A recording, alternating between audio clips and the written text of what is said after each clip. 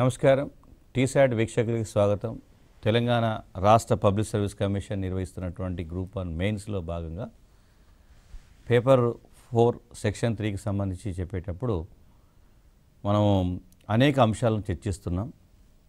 దాంట్లో అభివృద్ధి పర్యావరణ సమస్యల్లో ఆవరణ వ్యవస్థలు అట్లాగే జీవ వైవిధ్యం గురించి అనేక అంశాలు చూసాం. అడవుల గురించి, పర్యావరణం గురించి చూసాం. ఈరోజు జీవ వైవిధ్యం ప్రాముఖ్యత ఏమిటి, ఎన్ని రకాలుగా ఉంటుంది, ఆ జీవ వైవిధ్యానికి ఎంత విలువ ఉంటుంది అనేటువంటి విషయాన్ని కూడా గమనించాలి.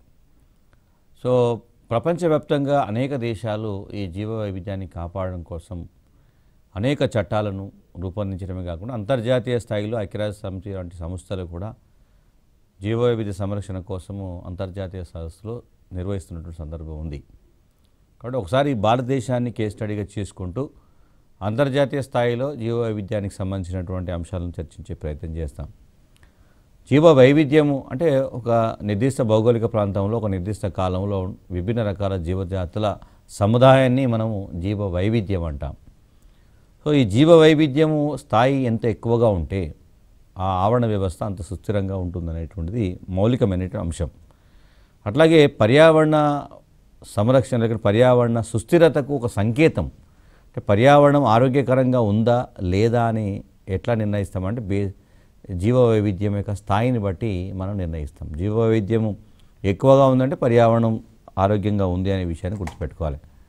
ఒకసారి కనుక మనం పరిశీలిస్తే ఈ జీవ వైవిధ్యం అనేటువంటి పదాన్ని దాని బ్యాక్గ్రౌండ్ కనుక చూస్తే మొదటిసారిగా రోసెన్ అనేటువంటి అమెరికా శాస్త్రవేత్త 1986లో జరిగినటువంటి నేషనల్ ఫోరం ఫర్ బయోడైవర్సిటీ సమావేశంలో ఉపయోగించిన సందర్భం ఉంది.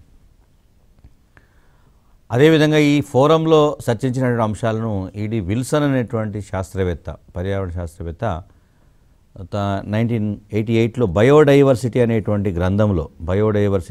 గ్రంథంలో వివరించినటువంటి సందర్భం ఉంది. సో అంటే రోసెన్ అదేవిధంగా విల్సన్ అనేటువంటి శాస్త్రవేత్తలు చేసినటువంటి పరిశోధనల ఫలితంగా బయోడైవర్సిటీ అనేటువంటి పదం వెలుగులోకి వచ్చింది. నిజానికి ఈ జీవ వైవిధ్యము బయోడైవర్సిటీ అనేది దేన్ని తెలుపుతుంది అంటే ఈ భూమిపై ఉండేటువంటి, అంటే భూమిపై ఇన్ ద సెన్స్ ఇంక్లూడింగ్ జలంపై, భూమండలంపై అని అర్థం. ఈ భూమండలం ఏదైతుందో భూమండలంపై ఉన్నటువంటి జీవరాశి యొక్క సమృద్ధిని తెలుపుతున్నటువంటి భావనగా చెప్పొచ్చు మనం. సో ఇది ఒక రకంగా చెప్పాలంటే భారతదేశంలో మనకి జీవ వైవిధ్యం యొక్క ఇంపార్టెన్స్ ఎంత అవసరం అనేటువంటిది మనం అర్థం చేసుకోవడం కోసము అంతర్జాతీయ స్థాయిలో ఈ భావనకు ఉండేటువంటి ప్రాముఖ్యతను చర్చిస్తున్నాం. అది ఒక సంగతి చూస్తే ఆవరణ వ్యవస్థలో ఒక అంశంగా కొనసాగుతున్నటువంటి జీవ వైవిధ్యం ఇది ఒక సహజమైనటువంటి నిర్మాణం. ఆవరణ వ్యవస్థలో జీవ వైవిధ్యం అనేది ఒక మౌలికమైన అంశం. సో ఇది ఏం చెప్తుంది అంటే ముఖ్యంగా ఒక నిర్దిష్టమైనటువంటి ప్రాంతంలో నివసించేటువంటి వివిధ జీవరాశుల మధ్య గల జాతిపరమైన భిన్నత్వాన్ని, సో రేషియల్గా ఉండేటువంటి భిన్నత్వాన్ని, జాతిలో గల జీవుల మధ్య గల, అంటే ఒక జాతిలో అనేక జీవులు ఉంటాయి, వాటి మధ్య గల భిన్నత్వాన్ని, అట్లాగే ప్రతి జీవిలోని జన్యుపరమైన అంతర్గత భిన్నత్వాన్ని లేదా వైవిధ్యాన్ని వివరిస్తుంది. ఇక్కడ మనం 3 దశల్లో చూడాలి. అంటే ఒక నిర్దిష్ట భౌగోళిక ప్రాంతంలో నివసించేటువంటి వివిధ రకాల ABCD అనేటువంటి వివిధ రకాల జీవజాతుల మధ్య ఉండేటువంటి, అది A ఒక జాతి, B ఒక జాతి, C ఒక జాతి, D ఒక జాతి, ఇట్లా 4 రకాల జాతులు ఒక నిర్దిష్ట భౌగోళిక ప్రాంతంలో నివసిస్తున్నటువంటి ఈ వైవిధ్యాన్ని తెలుపుతుంది. అట్లాగే మనం A అనేటువంటి ఒక జాతిని తీసుకుంటే అందులో మనకి 1, 2, 3, 4 అనేటువంటి 4 జీవులు ఉంటే ఆ జీవుల మధ్య ఉండేటువంటి వైవిధ్యాన్ని తెలుపుతుంది. అట్లాగే ఒక జీవి 1 అనేటువంటి ఒక జీవి లోపల ఉండేటువంటి జన్యువుల యొక్క వైవిధ్యాన్ని కూడా తెలుపుతుంది. అంటే జీవ వైవిధ్యం అనేది జాతుల స్థాయిలో, అదేవిధంగా జీవుల స్థాయిలో, ఈవెన్ జీవిలో జన్యువుల స్థాయిలో మనకు స్పష్టంగా కనబడుతున్న విషయాన్ని గుర్తుపెట్టుకోవాలి. ముఖ్యంగా 1992లో ఈ జీవ వైవిధ్యంపై అంతర్జాతీయ సదస్సు జరిగింది. జీవ వైవిధ్య సంరక్షణకు సంబంధించి 1992లో ప్రపంచ స్థాయి సదస్సు జరిగింది. సో ఈ ప్రపంచ స్థాయి సదస్సులో జీవ వైవిధ్యం యొక్క సంరక్షణకు సంబంధించినటువంటి మార్గదర్శకాలను రూపొందించడం జరిగింది, గైడ్లైన్స్ను రూపొందించారు.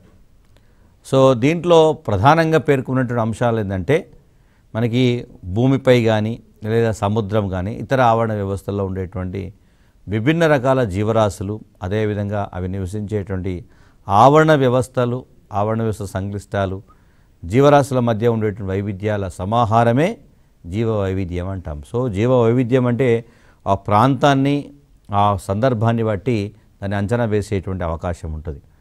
సో అవి భూభాగంపై కానీ లేదా సముద్రంపై కానీ లేదా ఇతర ఆవరణ వ్యవస్థలో ఉండేటువంటి విభిన్న జీవరాశులు, అవి నివసించేటువంటి ఆవరణ సంక్లిష్టాలు, ఆ జీవరాశుల మధ్య ఉండేటువంటి వైవిధ్యాలు, వీటన్నింటి యొక్క సమాహారమే మనకు జీవ వైవిధ్యంగా చెప్తున్నాం.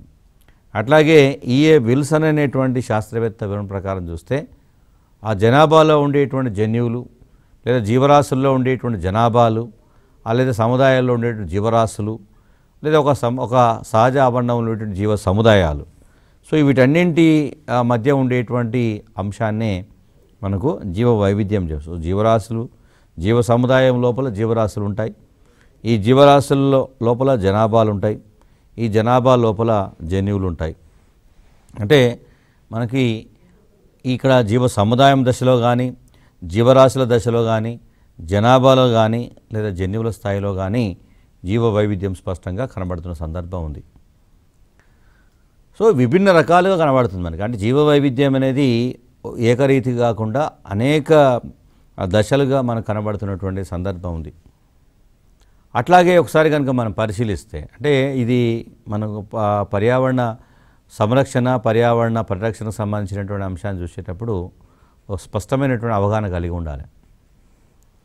సో అదేవిధంగా ఒక నిర్దిష్టమైనటువంటి ఆవరణంలో ఉండేటువంటి సహజ ప్రదేశాలు, నేచురల్గా ఉండేటువంటి ప్లేసెస్ కావచ్చు, అట్లాగే మొత్తం జీవావరణ వ్యవస్థలో ఉండేటువంటి నిర్దిష్టమైనటువంటి జీవావరణ సంక్లిష్ట సముదాయం ఏదైతుందో దాన్ని కూడా మనం జీవ వైవిధ్యం అంటాం.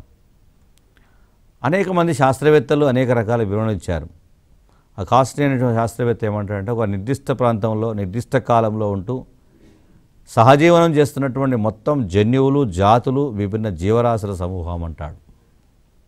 అంటే ఒక్కొక్క సందర్భంలో ఒక్కొక్క పదాన్ని ఉపయోగిస్తున్నాం. అంటే వాస్తవానికి జన్యువుల స్థాయిలో ఒక మనిషి ఉన్నంటే ఒక మనిషిలో, ఒక వ్యక్తిలో జన్యువులు అన్నీ ఒకే విధంగా ఉండవు, విభిన్న రకాల వైవిధ్యం జన్యపరదు. అట్లాగే మనుషులలో కూడా అనేక జాతులు ఉంటాయి. ఇప్పుడు మంగళాయిడ్స్, నీగ్రాయిడ్స్, అట్లా వేరు జాతులు, ఆస్ట్రిక్ జాతి, ఇట్లా అనేక జాతుల మనకు కనబడతాయి.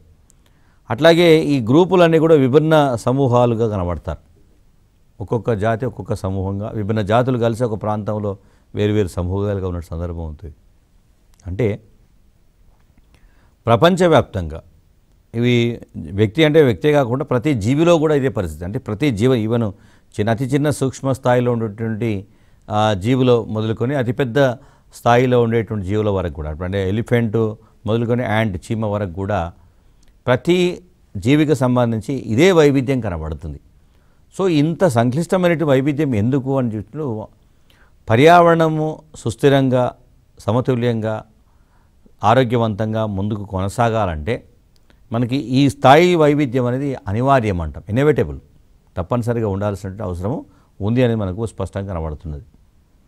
సో ఒకసారి కనుక చూస్తే ఈ వైవిధ్యం ఎన్ని రకాలుగా ఉంటుంది, జీవ వైవిధ్యం అని చూస్తే జీవ వైవిధ్యం ప్రధానంగా 3 రూపాల్లో కనబడుతుంది. మనం ఇవన్నీ ఒకసారి ఓవరాల్గా సమరైజ్ చేస్తే జీవ వైవిధ్యం అనేది 3 రకాలు కనబడుతుంది. ఒకటి జెనెటిక్ డైవర్సిటీ అంటాం, బయోడైవర్సిటీ, అంటే జన్యుపరమైనటువంటి స్థాయిలో కనబడుతుంది.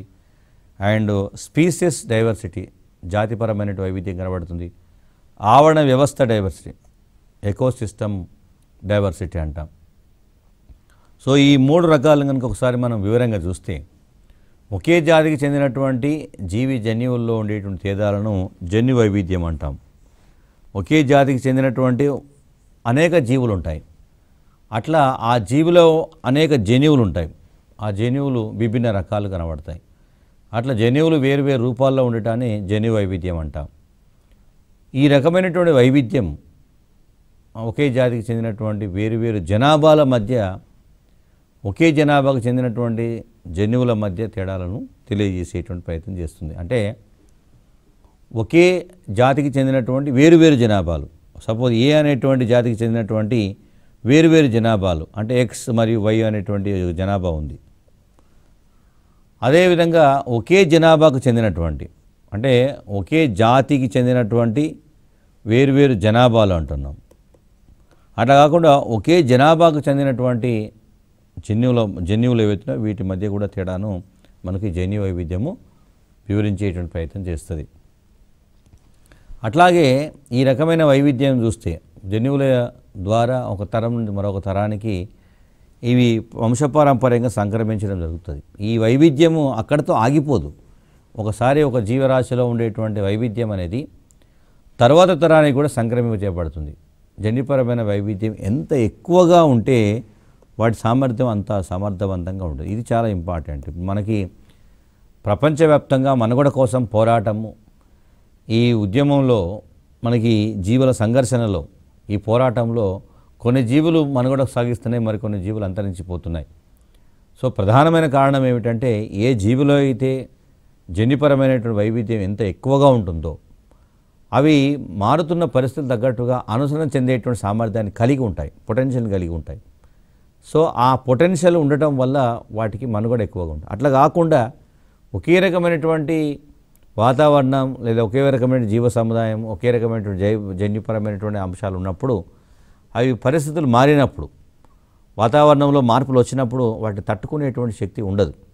కాబట్టి ఏ జీవజాతిలోనైతే, ఏ జీవిలోనైతే, ఏ జనాభాలో అయితే జన్యుపరమైన వైవిధ్యం ఎక్కువగా ఉంటుందో వాటికి మనుగడ సామర్థ్యం అంతా ఎక్కువగా ఉంటుందనేటువంటిది దీనిలో స్పష్టమైనటువంటి సూత్రం.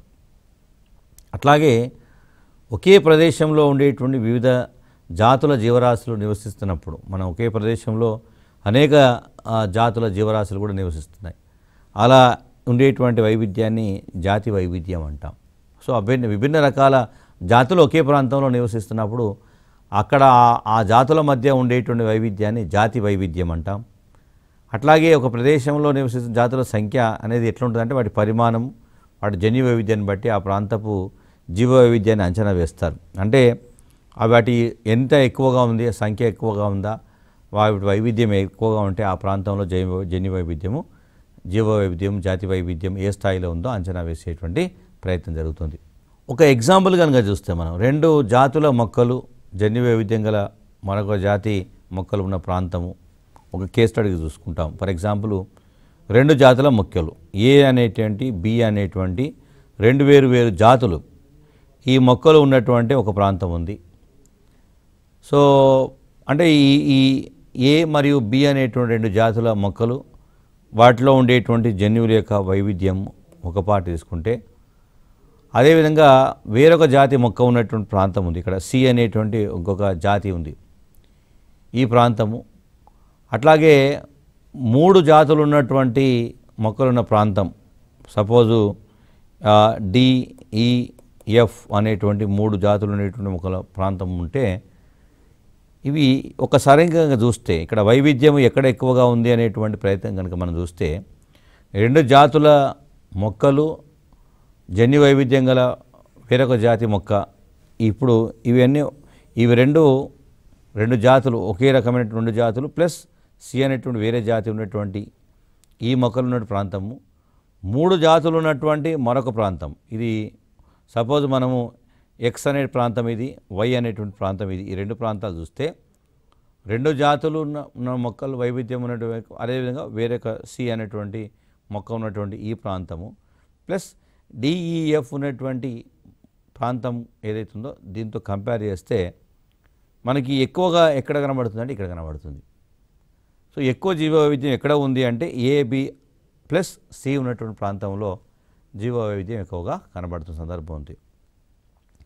అంటే దీని అర్థం ఏమిటి అంటే ఎక్కడైతే వైవిధ్యత ఎక్కువగా ఉంటుందో జన్యుపరమైన వైవిధ్యం, సో అక్కడ జీవ వైవిధ్యం ఎక్కువ స్థాయిలో కనబడుతుందని స్పష్టంగా అర్థమవుతుంది. అదేవిధంగా ఒక ప్రాంతంలో ఉన్నటువంటి జీవ సముదాయం వాటి చుట్టూ ఉండేటువంటి నిర్జీవ పరిసరాలను కలిపి మనం ఆవరణ వ్యవస్థ అంటారు, గతంలో చదివాం. సో విభిన్న జీవరాశులతో కూడినటువంటి ఆవాసాల్లో వ్యక్తమయ్యే వైవిధ్యాన్ని ఆవరణ వ్యవస్థ వైవిధ్యం అంటాం. అంటే ఒక ఆవరణ వ్యవస్థను కనుక చూస్తే ఆవరణ వ్యవస్థలో అనేక రకాల జీవజాతులు కనబడతాయి, విభిన్న జీవరాశులు కూడా కనబడతాయి. సో విభిన్న రకాల జీవరాశులతో కూడినటువంటి ఆవాసాలు ఏవైతున్నాయో అక్కడ మనకి వైవిధ్యం ఉంటే దాన్ని ఆవరణ సంబంధ జీవ వైవిధ్యం అంటాం. అట్లాగే ఒక నదీ పరివాహక ప్రాంతంలో ఉండేటువంటి జీవ సముదాయం, వాటి చుట్టూ ఉండేటువంటి పరిసరాలను ఒక ఆవరణ వ్యవస్థగా పరిగణించినట్లయితే ఆ నదీ పరివాహక ప్రాంతంలో గడ్డి మైదానాలు, తడి భూములు, నదీ ముఖ ద్వారాలు, ఉప్పునీటి కయ్యలు, ఆవరణ వ్యవస్థ వైవిధ్యాన్ని ఇవన్నీ చూపిస్తాయి. అంటే ఇక్కడ అర్థం చేసుకోవాల్సింది ఏంటంటే ఒక్కొక్క ప్రాంతంలో ఒక్కొక్క రకమైనటువంటి వైవిధ్యం కనబడుతుంది. బట్ ఓవరాల్గా చూస్తే ఎక్కడ చూసినా అది భౌమావరణ వ్యవస్థ అయినా, జలావరణ వ్యవస్థ అయినా, నదీ పరివాహక ప్రాంతమైనా, నదీ ముఖద్వారాలైనా, ఉప్పునీటి కయ్యలైనా కానీ సో వాటన్నింటిలో కూడా జన్యుపరమైన వైవిధ్యం ఏ స్థాయిలో ఉందో దాన్ని బట్టి అంచనా వేసేటువంటి ప్రయత్నం కలుగుతుంది. ఇట్లాంటి జీవ వైవిధ్యానికి మనకు అనేక సందర్భాల్లో దానికి ఉండేటువంటి విలువ గురించి కూడా చర్చ జరుగుతుంది. అంటే ఇన్ని రకాలు ఉండడం ఎందుకు, దానివల్ల ఏం ఉపయోగము, జీవ వైవిధ్యం వల్ల కలిగే ప్రయోజనాలు ఏమిటనేది రెండో పార్ట్ చూస్తాం మనం. ఇక్కడ ఇన్ని రకాలు ఉన్నాయి కదా, ఇన్ని రకాలు కాకుండా ఏకరీతిగా ఉంటే సరిపోతుంది కదా, ఇన్ని రకాలు ఎందుకు ఉన్నాయంటే ప్రతి రకానికి, ప్రతి జీవికి ఈ భూమిపై ఒక ప్రత్యేక స్థానం ఉంది. ప్రతి జీవి కూడా ఇతర జీవుల మనుగడను అది ప్రత్యక్షంగానో లేదా పరోక్షంగానో ప్రభావితం చేస్తుంది.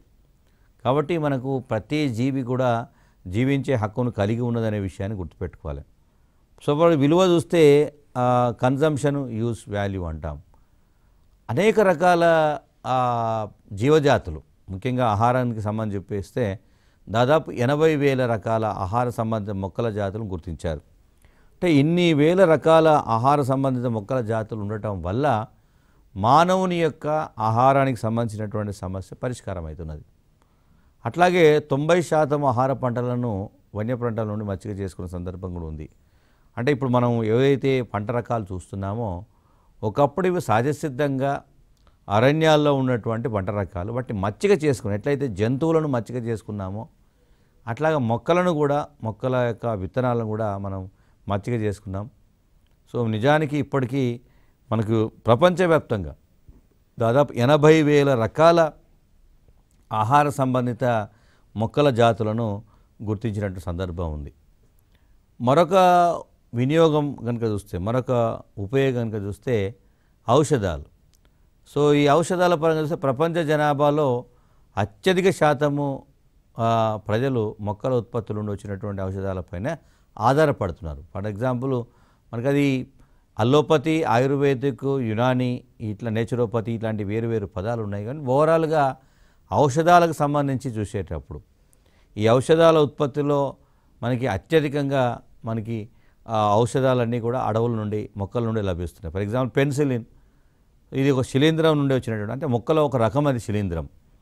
అదేవిధంగా టెట్రాసైక్లిన్ కూడా బ్యాక్టీరియా నుంచి చేశారు. మలేరియా లాంటి వ్యాధులకు సంబంధించి చెప్పేస్తే క్వినైన్ లేదా సింకోనా లాంటి మొక్కల నుండి, అట్లాగే హృదయ సంబంధమైనటువంటి వ్యాధుల నివారణ ఉపయోగించే డిజిటలిన్ కానీ, డిజిటాలిస్ అనేటువంటిది డిజిటలిన్ నుండి ఉత్పత్తి చేసిన సందర్భం ఉంది. ఇట్లా కొన్ని వందల సంఖ్యలో ఔషధాలను మానవ ఆరోగ్యానికి సంబంధించి, మానవ వ్యాధుల నివారణకు సంబంధించి చూపేటువంటి సందర్భాల్లో ఇవన్నీ కూడా వైవిధ్యభరితంగా ఉండేటువంటి మొక్కల నుంచి లభించినటువంటి సందర్భం ఉంది. అంటే కెథరాంథస్ నుంచి చెప్పిన విన్ బ్లాస్టిన్, విన్ క్రిస్టిన్ ఇవి క్యాన్సర్ నివారణలో ఉపయోగపడుతున్నటువంటి సందర్భం ఉంది. అట్లాగే సముద్ర జంతువుల నుండి కూడా క్యాన్సర్ నివారణ ఔషధాలను సేకరిస్తున్న సందర్భం ఉంది. సముద్ర ఆవరణ వ్యవస్థ నుంచి మనకి ఎయిడ్స్, క్యాన్సర్ వంటి వ్యాధుల నివారణకు ఉపయోగపడేటువంటి వాటిని తయారు చేస్తున్నటువంటి సందర్భం ఉంది.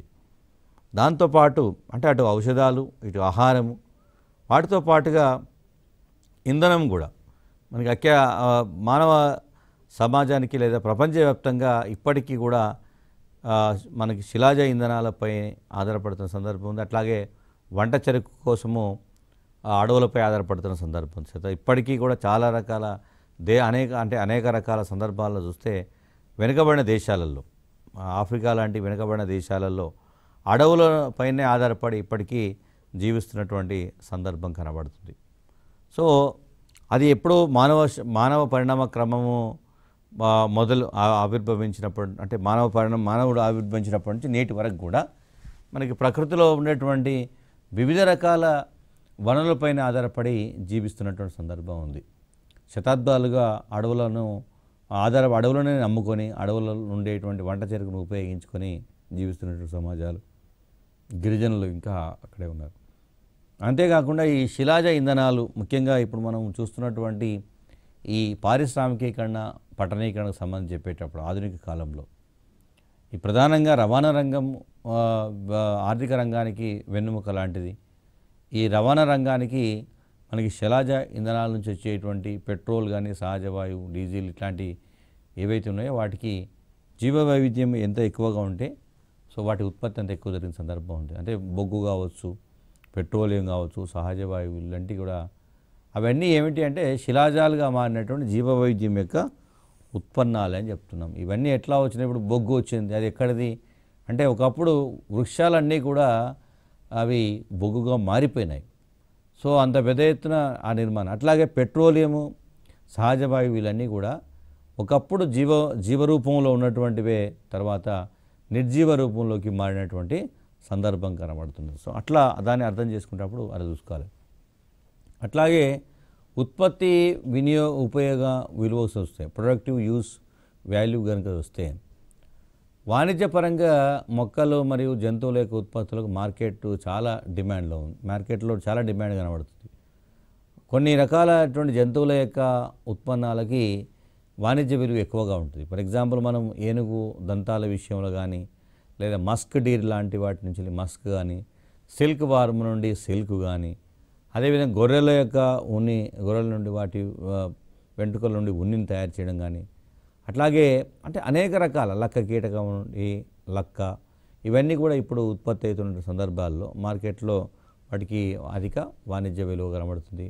ముఖ్యంగా పేపర్ పరిశ్రమ కావచ్చు, అట్లాగే ప్లైవుడ్ పరిశ్రమ, సిల్క్ పరిశ్రమ, వస్త్ర పరిశ్రమ, ఈవెన్ లెదర్ మనకి ఒక అంటే మొక్కల నుంచి వచ్చేటువంటి ఉత్పన్నాలు ఇవన్నీ కూడా, ముత్యాల పరిశ్రమ, సముద్రంలో లభించేటువంటి సహజమైనటువంటి సంపద ఈ ముత్యాలు అవన్నీ కూడా అంటే ఆర్థికపరమైనటువంటి విలువ కలిగినటువంటి ఉత్పత్తులు అంటాం, వాణిజ్యపరంగా విలువ కలిగినటువంటి ఉత్పత్తులు కాబట్టి సో వాటి ఆధారంగానే పారిశ్రామికీకరణ జరిగింది. ఇప్పుడు మనకి ఇండస్ట్రియల్ రెవల్యూషన్ బ్రిటన్లో స్టార్ట్ అయిన సందర్భాల్లో మనకి పత్తి ఉత్పత్తి జరిగినటువంటి ప్రాంతాల్లోనే కాటన్ ఇండస్ట్రీస్ ఎక్కువగా నెలకొల్పబడ్డ సందర్భం ఉంది. సో జీవ వైవిధ్యం ఎంత ఎక్కువగా ఉంటే ఆర్థికంగా అంత ఎక్కువ ప్రయోజనం ఉంటుందనేటువంటిది మనకు స్పష్టంగా అర్థమవుతున్నటువంటి సందర్భం ఉంది. అంతేకాకుండా ఈ మనకి వీటికి ప్రత్యేకమైనటువంటి సామాజిక విలువ కూడా కనబడుతుంది. ప్రజల యొక్క సామాజిక, సాంస్కృతిక, అదేవిధంగా మతపరమైనటువంటి, మానసికపరమైనటువంటి, ఆధ్యాత్మిక అంశాల్లో కూడా ఈ మొక్కలకు, జంతువులకు చాలా ప్రాధాన్యత ఉంటుంది. ఇప్పటికీ మనం భారతదేశంలో హిందూ సంప్రదాయాల ప్రకారం చూసినప్పుడు తులసి మొక్కను ఇప్పటికీ మనం ఒక పవిత్రమైనటువంటి మొక్కగా పూజించేటువంటి ఆచారం కనబడుతుంది. అట్లాగే తామర కావచ్చు, మామిడి, ఇప్పుడు మనం ఏదైనా అకేషన్ వచ్చిన ఉగాది సందర్భం వస్తే మామిడి తోరణాలు లేదా పండగల సందర్భాల్లో కూడా మామిడి ఆకులను మనం ఎక్కువగా పవిత్రమైనటువంటి భాగాలుగా చూస్తాం. అట్లాగే తమలపాకు, అంటే ఇవన్నీ కూడా మానవ జీవన విధానంలో అంతర్భాగంగా పవిత్రమైనటువంటి అంశాలుగా కొనసాగుతున్నాయి. పత్రాలు, పుష్పాలు, మనం ఏ పండగ చేసినా కానీ తప్పనిసరిగా పుష్పాలను సమర్పించడం అనేది కనబడుతుంది. అదేవిధంగా ఫలాలు, ఫ్రూట్స్ని కూడా మనం దేవునికి సమర్పించే సందర్భం ఉంటుంది. అంటే మతపరమైనటువంటి కార్యక్రమాల్లో మనం ఏ పూజ చేసినా, ఏ కార్యక్రమం చేసినా ప్రకృతిలో లభించేటువంటి వివిధ రకాల పూలను మనం తీసుకున్నాం. ఫర్ ఎగ్జాంపుల్ బతుకమ్మ లాంటి తెలంగాణలో బతుకమ్మ పండుగ, సో ప్రత్యేకంగా తంగేడు అంటే మనకి ఆ పూలతో కూడుకున్నటువంటి పండుగ చెప్తున్నాం. అట్లా అనేక రకాల జానపద గీతాలు ఇవన్నీ కూడా మనకు ఆ జంతువుల నుండి లేదా మొక్కల నుండి ప్రత్యేకత ఉండేటువంటి సందర్భాన్ని బట్టి మనం డెవలప్ చేసుకున్నాం. అట్లాగే మనకి కొన్ని ముఖ్యమైనటువంటి జంతువులు ఏవి వాటిని కూడా పవిత్రమైనటువంటి జంతువులుగా చూస్తున్న సందర్భాలు. అట్లాగే ఇప్పుడు నెమలి, తర్వాత ఆవు, ఇప్పుడు పాము, ఎద్దు ఇట్లాంటి వాటిని మనం అనేక సందర్భాల్లో పవిత్రంగా చూస్తాం.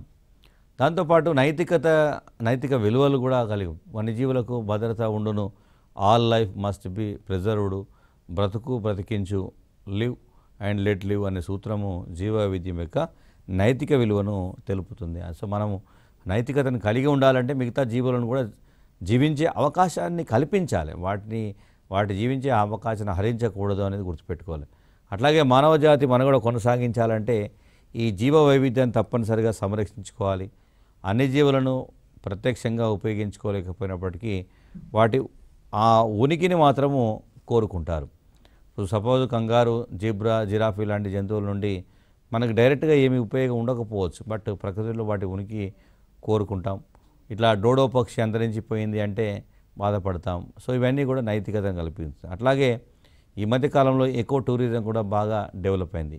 మానసిక ఉల్లాసం అంటాం. టూరిజంలో ఈ ఎంత వైవిధ్యం ఉంటే అంత ప్లెజెంట్ ఎన్విరాన్మెంట్ కనబడుతుంది. ప్రతి సంవత్సరం సగటున దాదాపు $12 బిలియన్ రెవెన్యూ మనకి ప్రభుత్వానికి లభిస్తున్న సందర్భం ఉంది. ఆవరణ వ్యవస్థ పరంగా చూస్తే, సేవలు విలువిస్తే ఇప్పుడు జీవవైవిధ్యం విభిన్న రకాల మొక్కలు జంతువులు ఉండటం వల్ల, ఫర్ ఎగ్జాంపుల్ వృక్షాలు ఉండటం వల్ల మృతిక క్రమక్షయాన్ని మనం వరదలు నియంత్రించగలుగుతున్నాం, మృతిక సారవంతం కాపాడగలుగుతున్నారు, పోషకాల చక్రీయత జరుగుతుంది, నైట్రోజన్ స్థాపన జరుగుతుంది. సో జలచక్రము కొనసాగుతుంది, కార్బన్ సింకులు కావచ్చు కాలుష్యాన్ని గ్రహిస్తున్నాయి, గ్లోబల్ వార్మింగ్ను నియంత్రించే అవకాశం ఉంది. సో ఈ విధంగా చూస్తే అంటే జీవ వైవిధ్యానికి చాలా విలువ ఉంది అనేది మనకు స్పష్టంగా అర్థమవుతుంది. సో ఆ విభిన్న రకాలు ఉన్నాయి, ప్రతి రకానికి ఒక ప్రత్యేకమైనటువంటి విలువ ఉంది.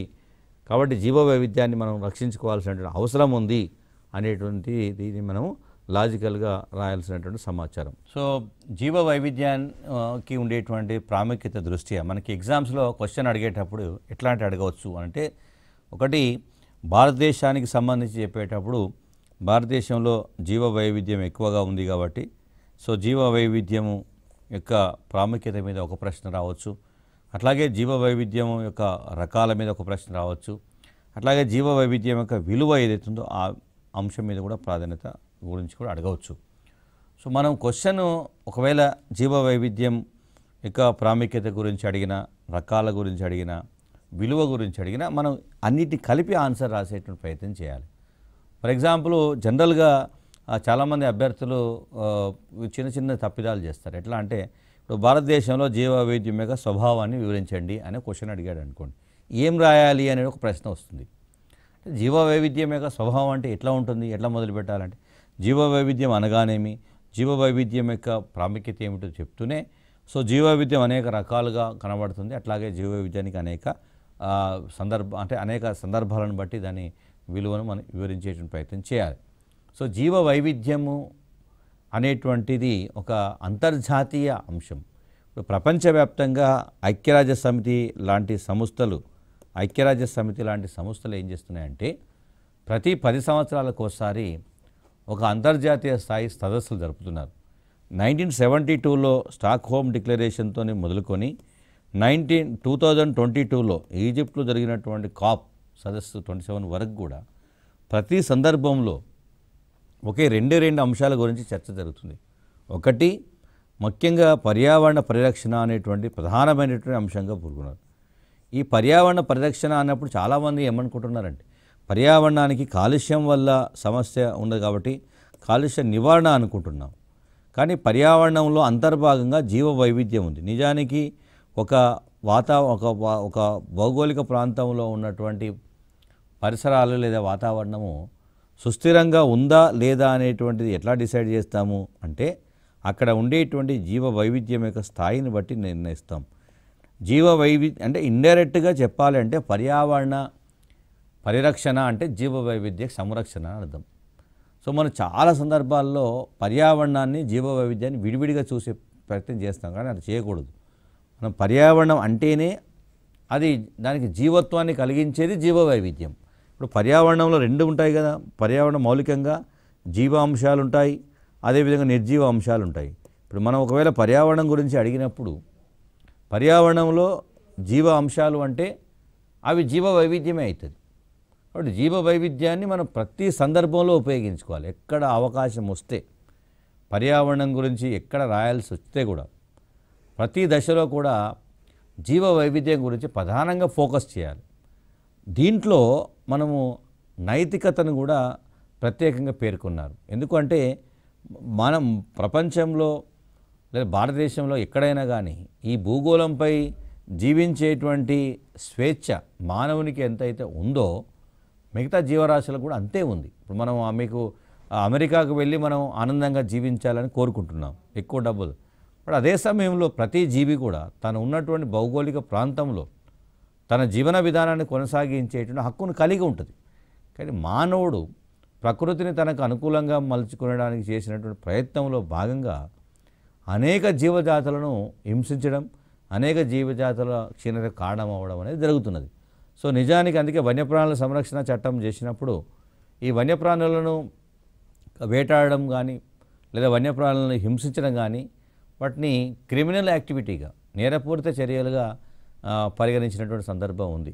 కాబట్టి మానవునికి ఏ విధంగా అయితే స్వేచ్ఛగా ఆనందంగా జీవించేటువంటి అవకాశం ఉందో అట్లాగే అన్ని జీవరాశులకు కూడా అట్లాగే జీవించేటువంటి స్వేచ్ఛ ఉంది అనేటువంటి దీంట్లో స్పష్టంగా మనం లాస్ట్లో రాసేటప్పుడు మాత్రము ప్రతి జీవికి ఈ భూగోళం పైన స్వేచ్ఛగా ఆనందంగా జీవించేటువంటి హక్కు ఉంది.